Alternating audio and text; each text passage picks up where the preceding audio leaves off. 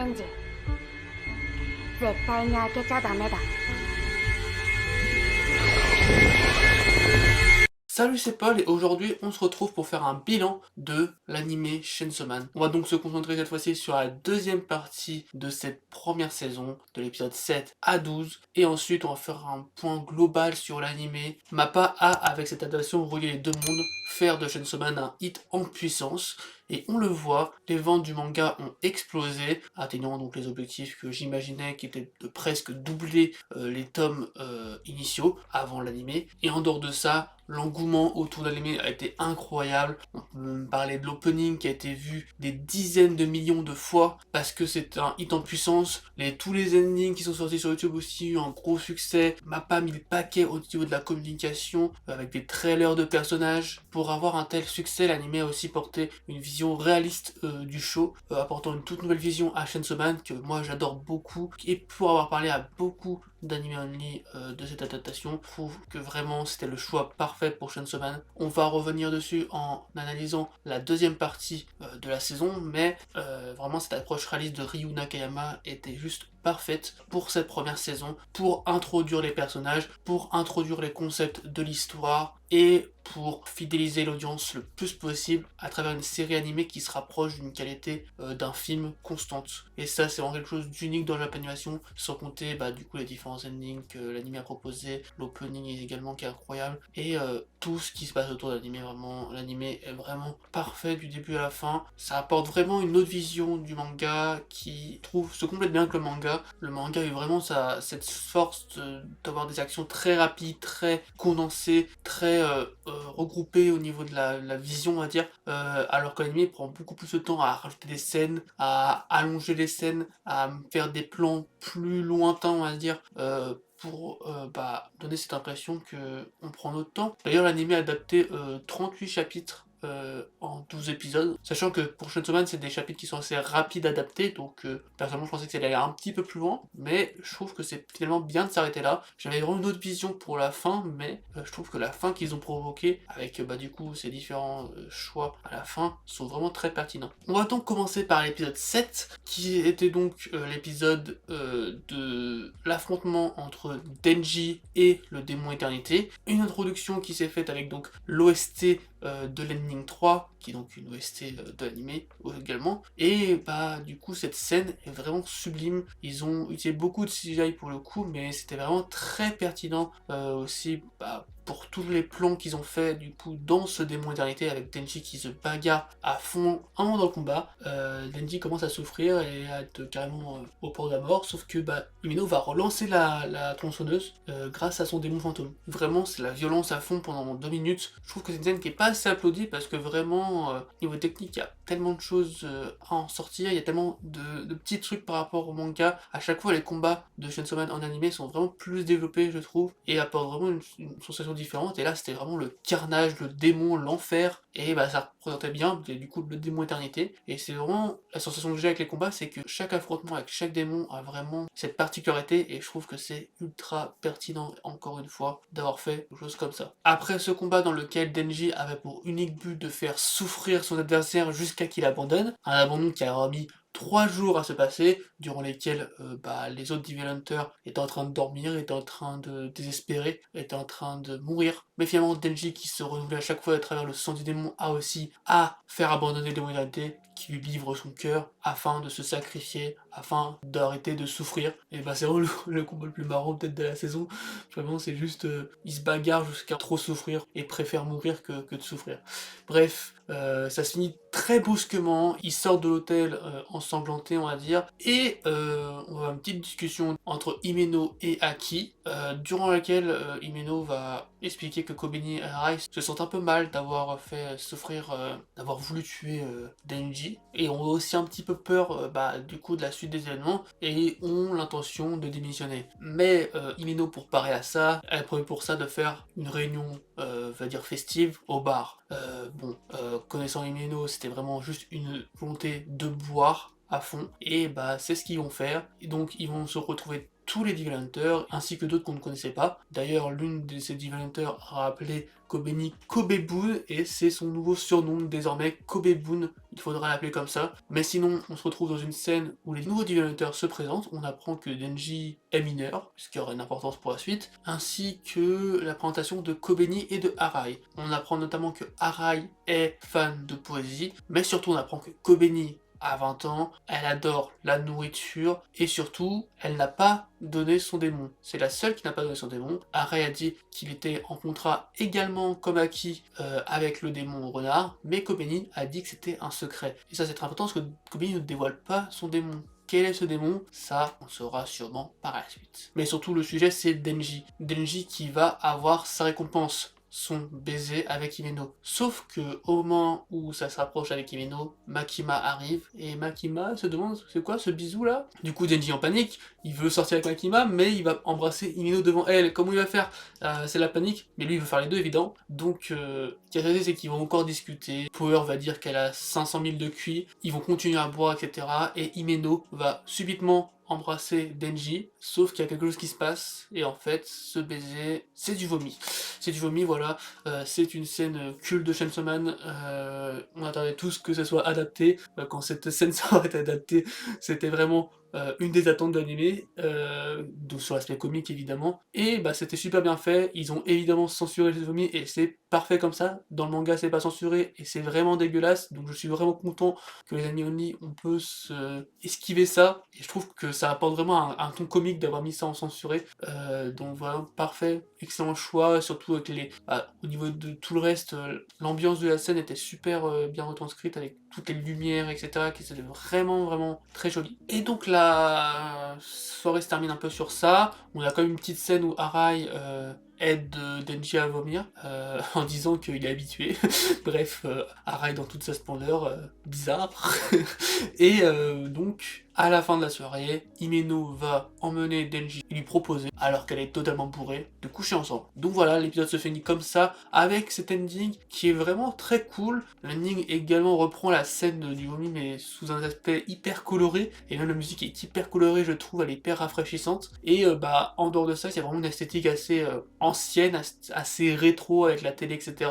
Et vraiment l'ambiance de cet ending, d'ailleurs qui adapte quelques petits passages futurs du manga, vraiment très cool dans l'ensemble, c'est un de mes endings préférés je pense, et bah l'épisode se conclut là. Donc cet épisode a été géré par Masato Nakazono, et vraiment dans l'ambiance je trouve que c'est un très bon épisode, vraiment visuellement parlant je parle, et bah au niveau du reste c'est toujours aussi incroyable Chainsaw Man. Concernant l'épisode 8, il a été réalisé par deux directeurs, Takeru Sato et Shuta Goshozono, connu notamment pour l'épisode 21 d'Usama Ranking, qui a une direction artistique plutôt particulière sur une certaine scène, et c'est ce qu'on va retrouver un petit peu dans cet épisode de Chainsaw Man, qui est l'un des meilleurs, l'épisode 8 évidemment, parce qu'il se passe énormément de choses. Mais là on va ressentir le plus ADA, c'est vraiment dans la première partie, donc on va voir la même scène qu'auparavant, Himeno qui ramène Denji ses ailes, sauf que cette fois-ci c'est du point de vue d'Himeno, et on va voir vraiment de longues minutes dans lesquelles Himeno va aller dans sa salle de bain, va se servir à boire, va traîner on va dire, et ça va permettre de plus en plus apprécier Himeno. Vraiment ce genre de scène, c'est une scène qui est donc rajoutée par rapport au manga, hein. Le fait de refaire cette scène c'est pas du tout dans le manga à la base, hein. C'est vraiment une scène qui a été rallongée et ajoutée tout simplement dans l'animé pour ce début d'épisode 8, donc vraiment il va y avoir toute cette tension sexuelle on va dire qui va émerger. Himeno va commencer à déshabiller Denji, et elle va retrouver dans une des poches une sucette qui, lors de la soirée précédente, avait été donnée à Denji par Makima, une sucette que Makima avait mis dans sa bouche et avait donné à Denji après, tout simplement pour faire oublier ce sentiment de vomi que Denji avait et dont lequel il se plaignait auprès de Makima. Il disait que tous ses prochains baisers allaient à rappeler ce goût de vomi, mais finalement Makima va dire que oui, tu vas t'en rappeler, mais tu vas aussi te rappeler de cette sucette que j'ai mis dans la bouche et que tu vas mettre dans ta bouche. Et voilà, donc on voit avec cette scène qui est assez sublime aussi au niveau des visuels que Makima a de plus en plus d'ascendance autour de Denji, et ça va rendre Denji fou amoureux d'elle évidemment, parce que c'est Makima, et Makima a cette aura autour de Denji qui est super imposante. Et donc après avoir revu cette sucette, Denji va lui dire finalement que non, il ne veut pas coucher avec Himeno, sa première fois ça sera avec Makima. S'ensuit une scène le lendemain, une scène où vraiment on sent vraiment la patte d'un DA Shuta Gosho Zono, et dans laquelle Denji va parler avec Himeno. Himeno va s'excuser de lui avoir proposé ça, elle était totalement bourrée, et en plus elle est contente parce qu'il était mineur, donc s'il l'aurait fait, elle aurait risqué la zanzon comme elle dit. Mais voilà, donc c'est une scène un peu pour dédramatiser la situation, pour expliquer que vraiment c'était pas le choix d'Himeno de faire ça, c'était juste qu'elle était totalement bourrée. Et elle va donc s'allier d'amitié avec Denji, lui proposant une alliance pour que Denji lui se rapproche de Makima, tandis que elle arrive à se rapprocher d'Aki, chacun grâce à l'autre. Et bah, ça va du coup créer un petit lien entre Denji et Himeno. S'ensuit une scène avec une OST totalement folle de Kencho Kyosho qui mélange nostalgie, peur, un peu un sentiment d'être dans une fête foraine, c'est bizarre, une OST qui m'a glacé le sang pour une scène qui était également très importante, une scène où tout simplement la moitié des Devil Hunters meurent, chacun par une arme, un pistolet. Makima se fait tuer dans un train, dans une scène magnifique sublime dans laquelle on sent vraiment qu'il se passe quelque chose de mal, le train passe dans un tunnel et c'est là où Makima se fait tuer. On a aussi une scène où les autres Devil Hunters de la soirée d'avant se font tuer. On a aussi une scène où Arai et Kobeni ont l'air de se faire tuer et Himeno se fait tirer dessus par un mec qui semble être juste énervé de son repas. En fait, Himeno mange avec Denji, Power et Aki, tandis qu'un mec dans ce restaurant dit que c'est pas bon ce qu'il mange, c'est dégueulasse, moi je suis habitué à manger mieux. Et en fait, il explique que lui, il vivait avec son grand-père, il fait un long monologue. En fait, on apprend que ce grand-père qui lui donnait à manger comme il voulait, c'était le mafieux du premier épisode qui dirigeait Denji, qui avait tué Denji, on va dire. Et en fait, il montre cette photo à Denji, et là ça part en couille. Il sort un pistolet, donc il touche Denji, touche Himeno, et très vite Power réagit, et Aki sort son crâne. Et là, c'est là où l'épisode part en steak total. Le démon renard a donc avalé l'homme, sauf qu'il a un goût infect. En fait, il a un goût infect car c'est un hybride qui est ni humain ni démon. C'est un hybride comme Denji, il est ni humain ni démon.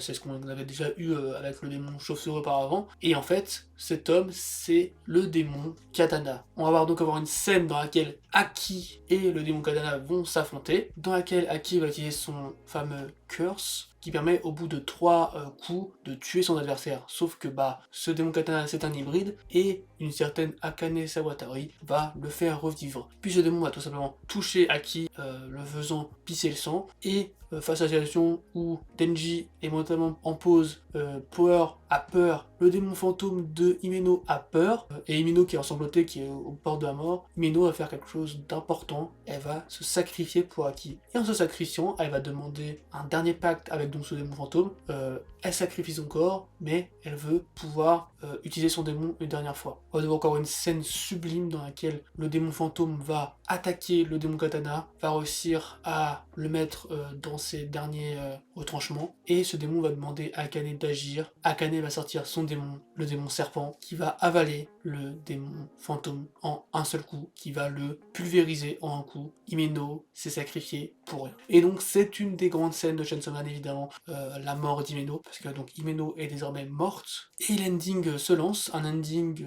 de TK, dont on a fait les openings de Tokyo Ghoul, qui dans le visuel est assez bon, mais moi c'est pas mon préféré honnêtement. Il est bien, hein, il y a beaucoup de gens qui aiment et tout, mais moi c'est pas mon préféré, je trouve que visuellement, en fait c'est plus des scènes de l'animé quoi, en version HD on va dire. C'est pas un ending avec une DA spécialement intéressante, à part, encore une fois, faire comme l'animé Chainsaw Man, mais encore plus stylé quoi. Pas des scènes qui me parlent pour un ending, sachant que tous les endings Chainsaw Man ont tous une DA particulière. Celui-là pas une DA particulièrement changeante de l'animé en fait. Mais ça reste également un très bon ending, comme tous les endings de Chainsaw Man. Et cet épisode se termine comme ça, donc un épisode où on a eu de tout, passant de la scène d'Himeno qui va coucher avec Denji à la mort d'Himeno. Donc vraiment une construction dans ce récit qui fait que on commence à apprécier Himeno et sa relation surtout avec Denji, pour final que le même épisode elle meurt. Et ça c'est du génie de ma part d'avoir fait ce rajout pour que ça colle parfaitement avec l'épisode. S'ensuit l'épisode 9 par Takahiro Kaneko, qui lui a taffé uniquement sur des prods MAPPA, donc qui est un habitué de la maison, et qui est un épisode assez intéressant parce que techniquement c'est pas du tout le meilleur épisode, mais au niveau de l'histoire et ce qui se passe, il y a beaucoup de choses intéressantes. Malgré la mort d'Himeno, son démon tire encore une fois la tronçonneuse de Denji pour qu'il se lance et qu'il affronte le démon katana. Denji va apprendre que Himeno est mort et va vouloir affronter le démon katana, les prémices d'une grande bataille qui pour le coup va se terminer assez vite. Et donc on va passer au reste de l'épisode dans lequel Makima va se montrer étrange.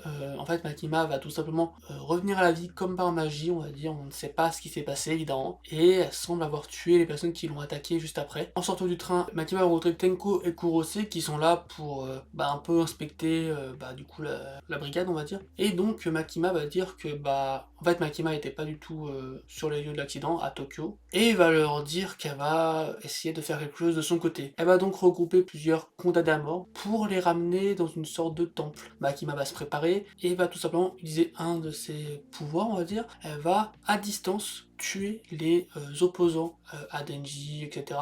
Toutes les personnes qui ont aidé de près ou de loin à cette attaque, hormis Akane et le démon Katana, qu'elle n'arrive pas à tuer, j'imagine. Elle va sacrifier chaque condamné en demandant de dire le nom des membres qui ont du coup été contre Denji, pour tout simplement faire des sortes de gestes qui s'appliquent sur la tête de ces personnes-là, en sacrifiant du coup le condamné, et donc en tuant les ennemis, on va dire, de Denji. Donc vraiment, il y a toute une scène avec une réalité très pesante, pour une scène très marquante, surtout pour, j'imagine, les amis d'Annie qui découvrent ça, qui voient Makima qui fait un carnage, mais vraiment très obscur, on sait pas trop c'est quoi ce pouvoir, on dirait une sorte de Death Note, donc c'est très étrange, et ça a l'air d'être surpuissant surtout. Dans hommes, Makima, pourquoi elle est aussi forte? Bref, ce qui va se passer par la suite, c'est une de mes scènes que j'attendais ayant le plus, c'est le Kobeni Sweep, la vengeance de Kobeni qui a survécu. Étrangement, en fait, c'est Arai, le dieu, qui a sauvé Kobeni, la déesse. En vrai, il s'est fait tirer dessus Arai, et avant que la personne âgée tue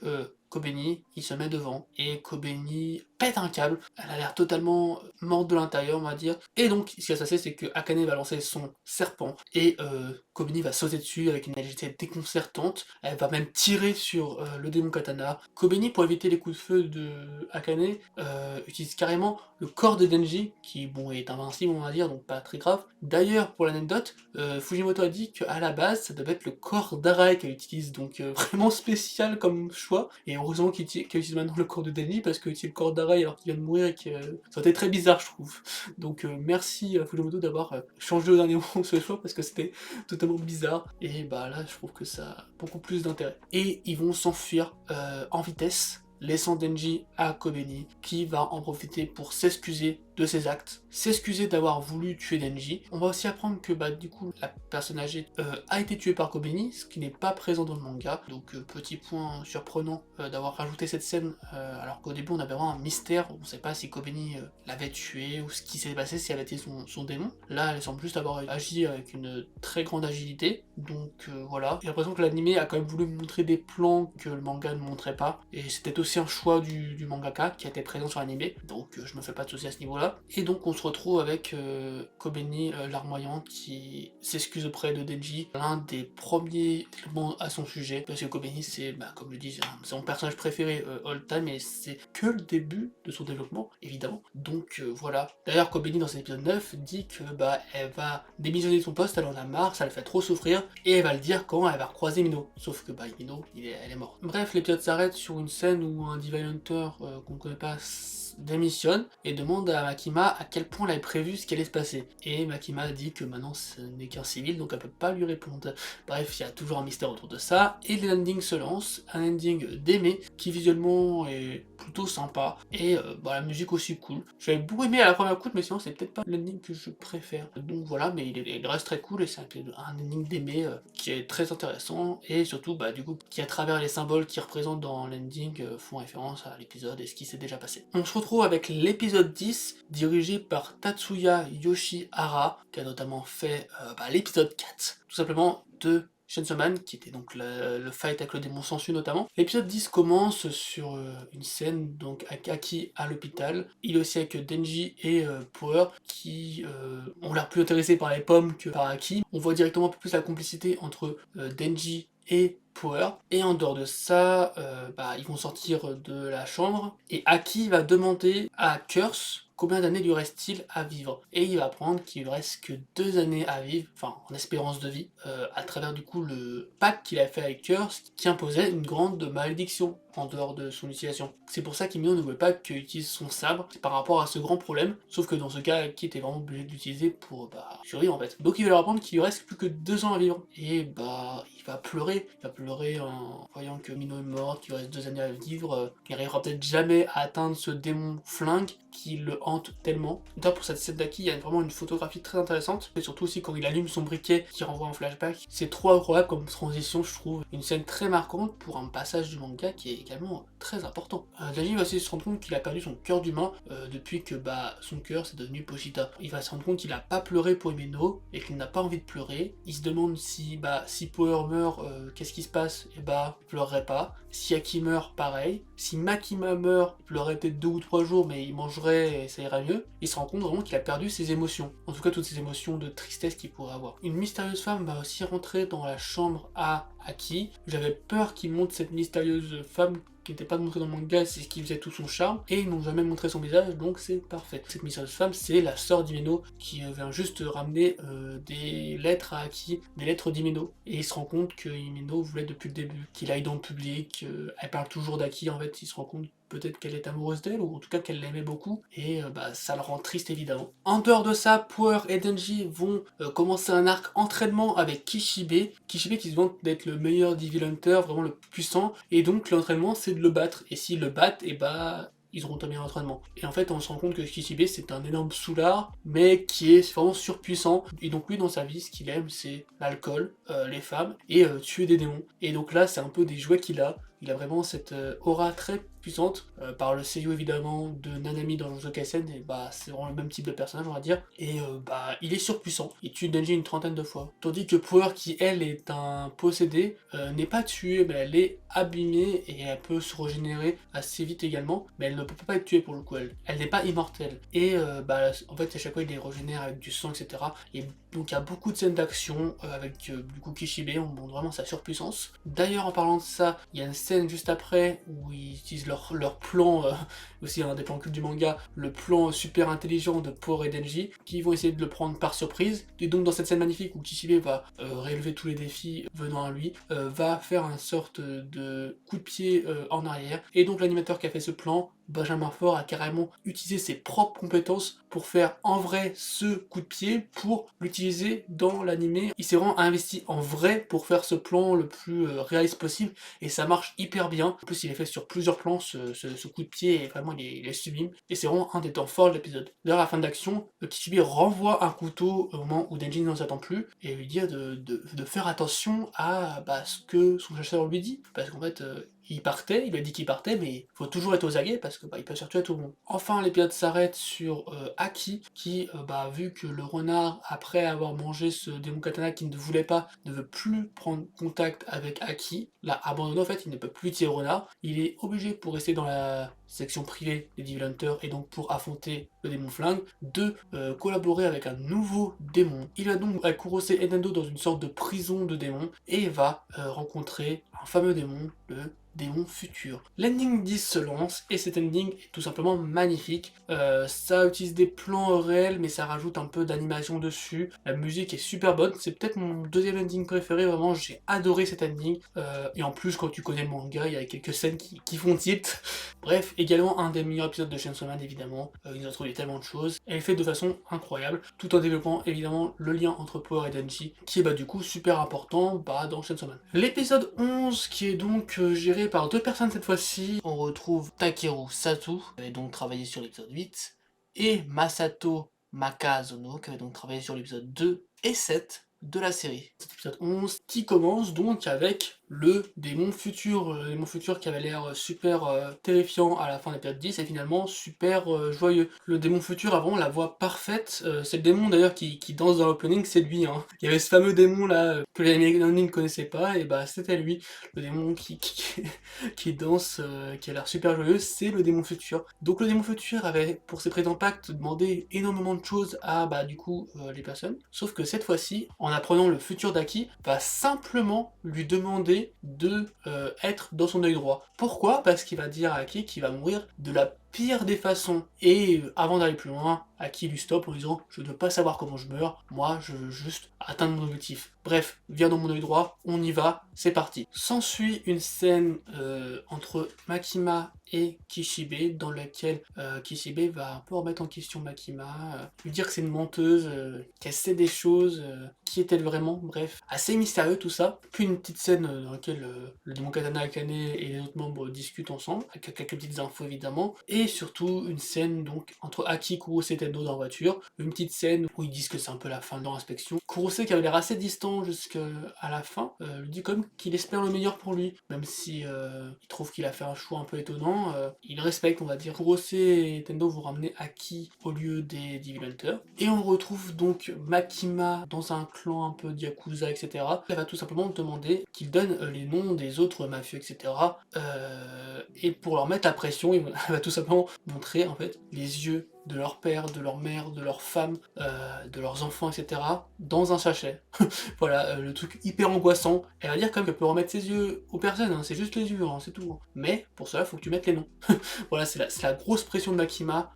Seule contre tous, elle est vraiment en 1v15, mais elle met quand même plus la pression aux autres que bah, tous ceux qui sont présents en fait. Et s'ensuit une dernière grosse scène dans laquelle donc, ils vont être devant un hôtel où se situe le démon Katana ainsi que bah, Akane et les autres. Et en fait, on va apprendre que bah, y a une horde de zombies dans le sous-sol, on va dire. Et donc, on va nous présenter deux possédés et deux démons qui ont chacun vraiment le CEO parfait. On va voir le possédé requin, Bim, Violence Fine, le possédé de la violence, le démon araignée et le démon ange, chacun dans des scènes sublimes. On va voir que le démon ange va directement avoir un lien avec Aki, le démon ange qui aspire l'espérance de vie des personnes en les touchant. Aki va pas avoir peur de lui donner un mouchoir à deux doigts de mourir d'espérance de vie vu qu'il a plus d'espérance de vie, mais lui s'en fout, il est en mode vas-y, j'ai pas peur de ton pouvoir, et dès le début il va l'accepter. Une scène assez touchante, dans laquelle c'est le bordel derrière, voilà. Les seiyuu sont extrêmement bien, vraiment, le cast est trop bien. Enfin pour l'épisode 11, on se retrouve dans une dernière scène où Aki va monter les étages et va se retrouver face à Akane, et Akane va recracher le démon fantôme, et en fait grâce à son pouvoir, le démon fantôme va devoir affronter Aki. C'est comme si Kimeno affrontait Aki. Ça va très bien se démarrer, puis Aki est en galère. Aki est en galère malgré son démon futur qui permet de voir les scènes un petit peu en avance. Il y a tellement d'actions qui se passent que bah, il peut pas tout gérer. Et il se fait attraper, il se fait étrangler, il est sur le point de mourir, et ending. Et ça se finit donc sur l'ending 11, qui est un ending qui utilise beaucoup de 3D, qui joue un peu sur les nuances de noir et de blanc, qui est un très bon ending, vraiment qui a pas mal d'intérêt je trouve, et bah, je trouve que c'est parfait pour cet épisode 11, qui est dans l'ensemble un très très bon épisode également. Enfin, le 12e et dernier épisode de Chainsaw Man, évidemment réalisé comme le tout premier par Ryu Nakayama, qui est donc également le directeur global de l'anime également, et qui a apporté toute cette vision réaliste à l'histoire. Vraiment, l'anime est porté sur le réalisme, et ça permet de développer les personnages d'une façon plus intéressante pour les animés only, je pense, et ça on va en reparler à la fin également. Donc l'épisode 12, on reprend directement au moment où Aki se fait étrangler, sur le point de mourir, et on voit la scène où Aki prend sa première clope, sauf que cette fois-ci du point de vue d'Aki, sauf qu'on va avoir du coup la suite, dans laquelle en fait on apprend que Aki est encore mineur à ce moment-là, après il est devenu majeur depuis, mais en tout cas, Himeno va lui reprendre la clope, et du coup ça va faire un petit parallèle avec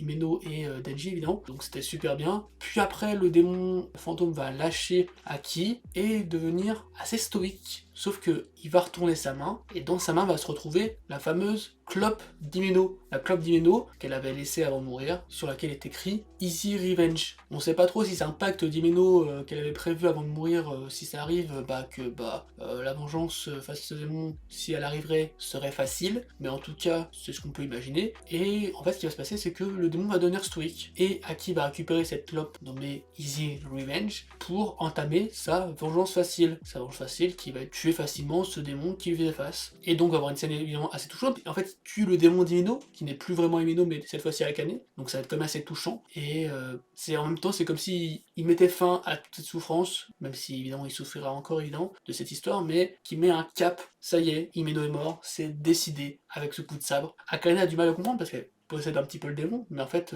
les sentiments d'Himeno étaient tellement forts que ça réussit à contrôler ce démon malgré tout. Donc on a un peu ce retour d'épisode 9 où cette fois-ci Kobeni arrive à arrêter Akane en lui mettant un couteau sous la gorge littéralement, et Aki va lui demander mais pourquoi t'es resté là au fait toi, t'avais pas envie de dévisionner ça? Et elle va lui dire tout simplement pour la prime, évidemment. Kobeni, on rappelle, elle adore l'argent. On rappelle, Kobeni c'est une pince. Évidemment qu'elle reste parce qu'il y a une prime qui arrive bientôt. S'ensuit une scène où Denji monte dans l'ascenseur avec Power également, Power qui va s'arrêter à un étage pour tuer des zombies presque par plaisir, on va dire. Elle devait être discrète, elle a carrément gueulé vas-y je vous affronte tous, etc.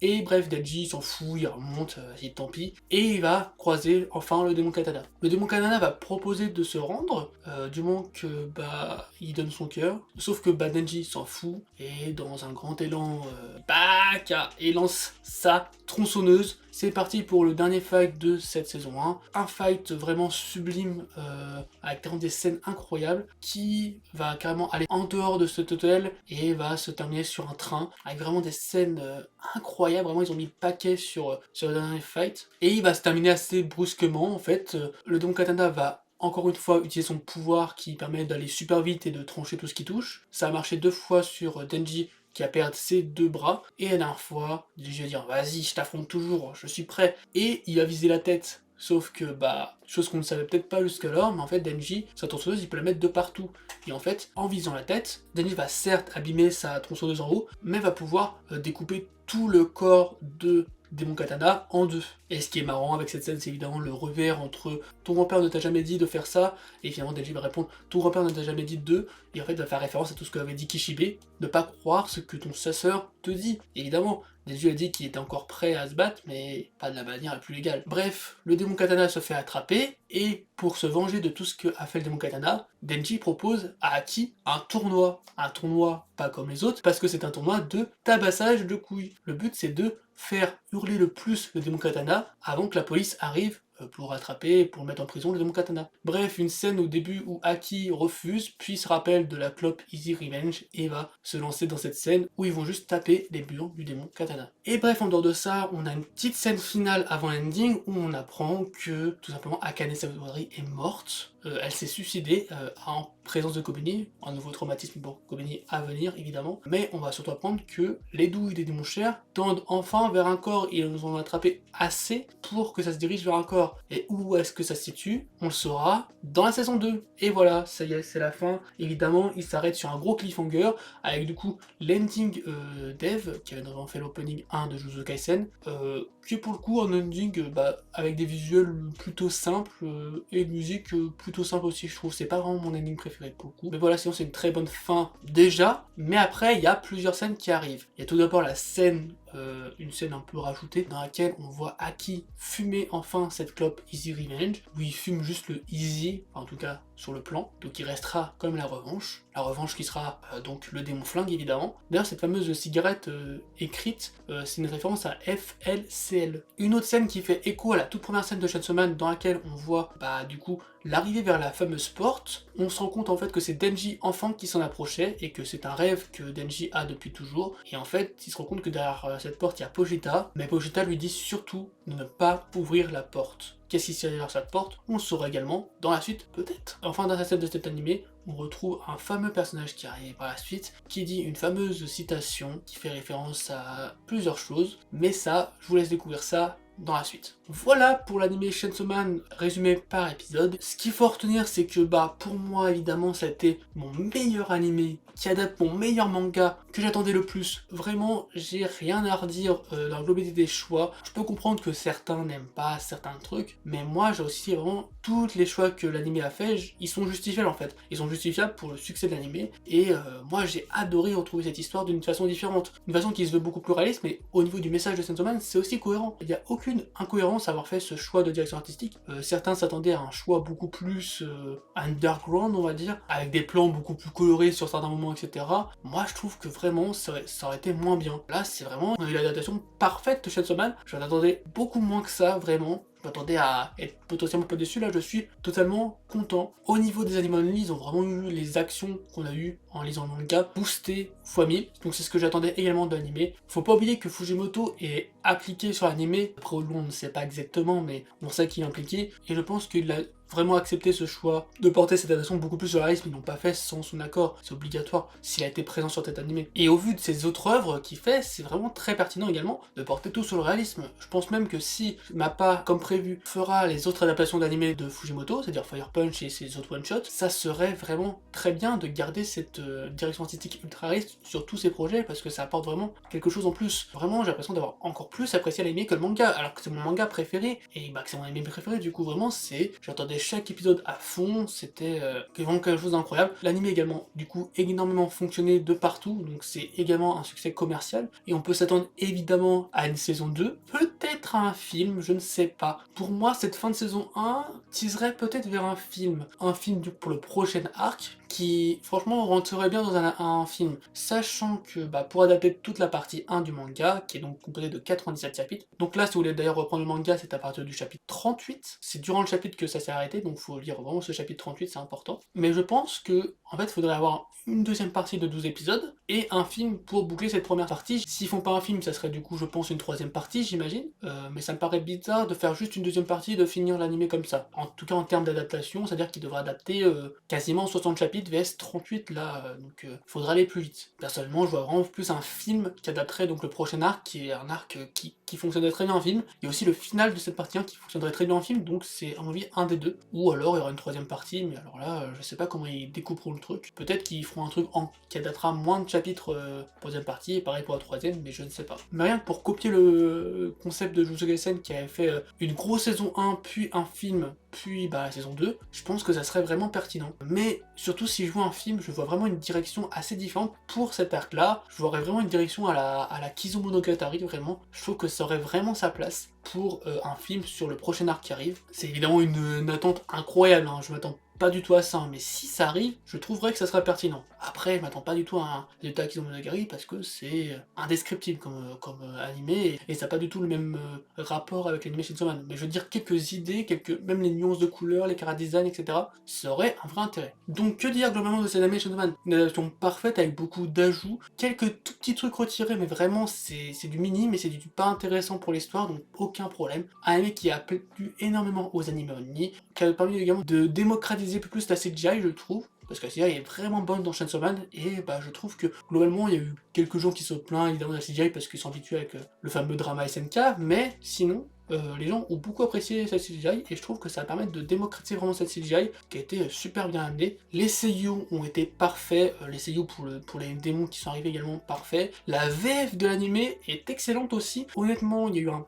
petit couac au début de l'animé, je trouve, même si c'était un peu une ambiance différente, je trouve, mais la VF d'animé apporte beaucoup plus aux scènes comiques, je trouve, donc je vous conseille de voir l'animé en VF, ou de le revoir en VF. Je trouve que ça apporte quelque chose de différent. Je préfère quand même la voix FR, mais la VF apporte vraiment quelque chose sur certains plans, et ça s'améliore de plus en plus, je trouve, vraiment. Et notamment la VF d'Arai, c'est vraiment un délire. C'est un personnage qui est peut-être le moins intéressant de Chainsaw Man, mais la VF de Arai, c'est un classique, vraiment. La VF de Kobuni est sympa, on va dire, comparé à la VO qui est vraiment exceptionnelle, hein, ça y a pas de souci, mais la VF est moins bien, je trouve quand même. Et les autres personnages, c'est du kiff-kiff, hein, vraiment, ça dépend des gens. Mais vraiment, rien que pour la VF d'Arai, vous devez voir les épisodes où il est présent, c'est du délire, le mec il gueule de partout, ça fonctionne trop bien. Il y a quelques rajouts aussi au niveau du script de la voix FR vs la VF, et le script est un peu différent. Et bon, le petit défaut de la VF, c'est qu'ils n'ont pas fait le fameux Kobe Boon. Par contre, sur tout le reste, ils ont fait des choix intéressants. Par exemple, le choix de ne pas dire le mot Aki dans son fameux flashback, je trouve que c'est beaucoup plus intéressant, et c'était un truc qui était propre à la voix FR, pas du tout à la VO. C'était peut-être une erreur de la voix FR de l'avoir mis en Aki, mais c'était pas du tout dit dans l'animé, donc ils ont fait le bon choix en VF de le retirer. Pareil pour tellement de choses, ils ont fait des petits ajouts. La fameuse scène où Aki fait sa morning routine, ils ont fait quelques petits ajouts au niveau des phrases de Denji, etc. Je trouve que c'est extrêmement pertinent. Il y a tellement de petites scènes comme ça, Aussi l'introduction de Kishibe, ils ont changé les phrases et je trouve que ça colle encore plus au personnage. Et donc si vous êtes fan de VF, je vous conseille vivement cette VF. Petit point noir sur le mixage son qui était pas superbe au début, mais c'est pas non plus ultra gênant. Donc voilà, je vous conseille vivement cette VF si vous aimez bien les VF. Et si vous trouvez que l'animé n'a pas aussi à bien adapter les scènes comiques, c'est peut-être aussi parce que vous n'êtes pas japonais et donc le fait de lire en FR VS, lire en manga, enfin bref c'est différent je trouve pour la comédie et je trouve que en VF en tout cas, quand on n'a pas le texte à lire à côté en même temps que l'image, je trouve que ça fonctionne parfaitement. Donc voilà, il y a beaucoup d'efforts sur le réalisme dans cet animé, c'est vraiment une vision de Ryu Nakayama qui l'avait porté et je trouve que ça a vraiment sa place pour les scènes de vie, les scènes de combat, pour tout en fait, et ça permet vraiment que l'animé soit plus populaire. Et tout ça, ça permet encore plus une belle production, un bel effort sur les scènes importantes. C'est pas parce que c'est réaliste que c'est moins bien, hein. Il n'y a pas de censure, les scènes sont parfaitement adaptées, il y a des rajouts, je vois pas ce que les gens attendent de plus. Ils attendent un truc plus underground, mais je sais pas, ça aurait vraiment moins fonctionné, ça aurait été vraiment moins intéressant. Peut-être que sur les scènes ça aurait plus d'impact, mais moi franchement je pense que ça m'aurait plus décroché d'animé qu'autre chose. Et donc enfin pour l'aspect musical, déjà voici ma tier list des endings. Et du coup sinon les OST de quelque chose sont beaucoup plus pas des OST qu'on écouterait en dehors de Chainsaw Man, c'est vraiment des OST d'accompagnement et ça fonctionne très bien comme ça. Donc voilà, je pense que au niveau de la suite ça se fera en 2024, sûrement en été 2024 je pense, à voir, hein. Mais moi c'est ce que je vois, hein, au niveau de l'adaptation, du temps qu'il y a pas encore d'infos en fait sur la suite, si c'est un film, si c'est une saison 2, mais en tout cas je pense que ça se fera en 2024, sûrement en été 2024, moi c'est mes prédictions, voilà. Et donc voilà, pour finir, je trouve que Chainsaw Man vraiment c'est un grand oui en animé. Mappa a fait le maximum possible pour nous satisfaire, pour satisfaire les animés only surtout, et je trouve que c'était le choix le plus pertinent à faire pour rendre Chainsaw Man populaire, et continuer à prospérer les œuvres de Fujimoto, qui sont vraiment des œuvres uniques. Je vous conseille quand même de lire le manga pour une approche totalement différente, et surtout si vous voulez voir la suite, c'est à partir du chapitre 38 encore une fois. Après la fin de la partie 1, il y a également une partie 2 qui est disponible en simultrade sur Manga Plus, donc je vous invite également à suivre ça. J'espère que de vos côtés vous aurez kiffé donc ces 12 premiers épisodes, et j'espère que la suite vous plaira, que ce soit en animé ou en manga. Et voilà, j'espère que cette vidéo vous a plu, si c'est le cas n'hésitez pas à liker, commenter, partager. Je vous invite également à me suivre sur les différents réseaux sociaux, le lien est dans la description. Sur ce, je vous souhaite une bonne journée, une bonne soirée, c'était Paul, salut!